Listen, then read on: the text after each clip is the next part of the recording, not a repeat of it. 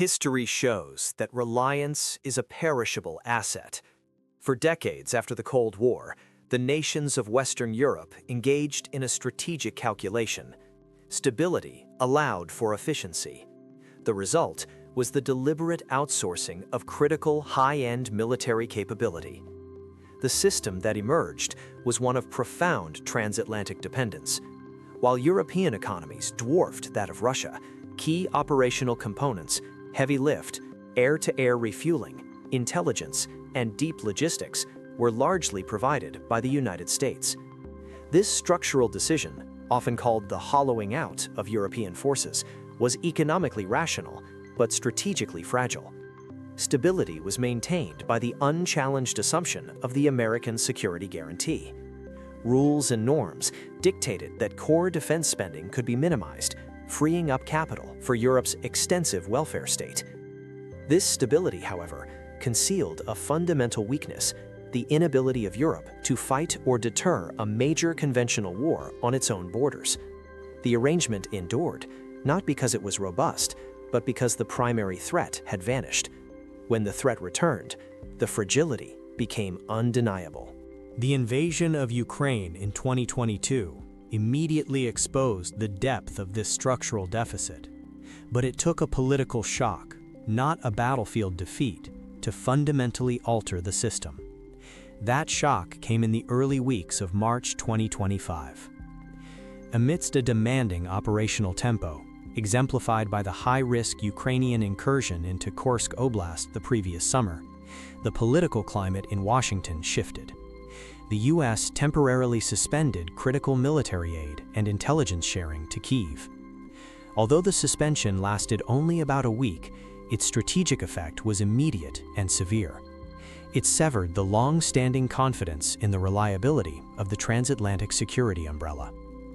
Europe's political leaders realized that its security was not guaranteed by immutable treaties, but was subject to the volatility of domestic American politics.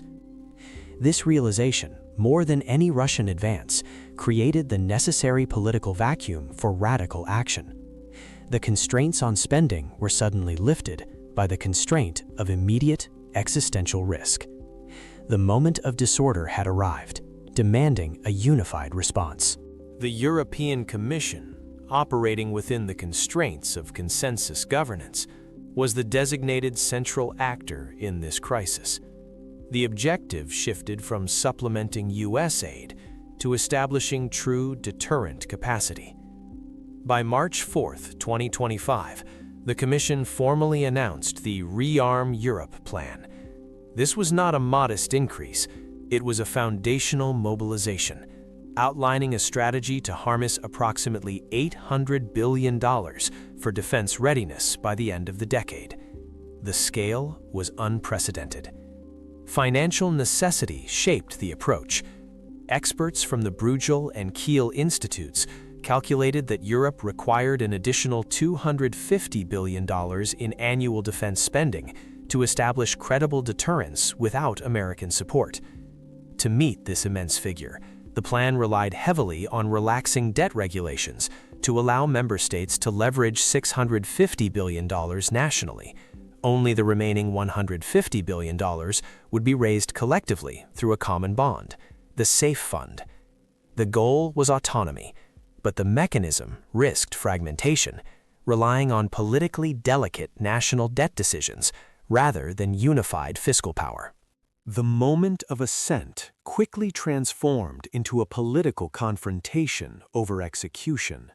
The central conflict divided Europe over the future shape of its defense industrial base. Advocates for true strategic autonomy, primarily led by France, insisted that the collective SAFE Fund must be spent exclusively on EU-made products. Their goal was to nurture a sovereign industrial base and prevent future dependency. But this ambition clashed immediately with operational reality.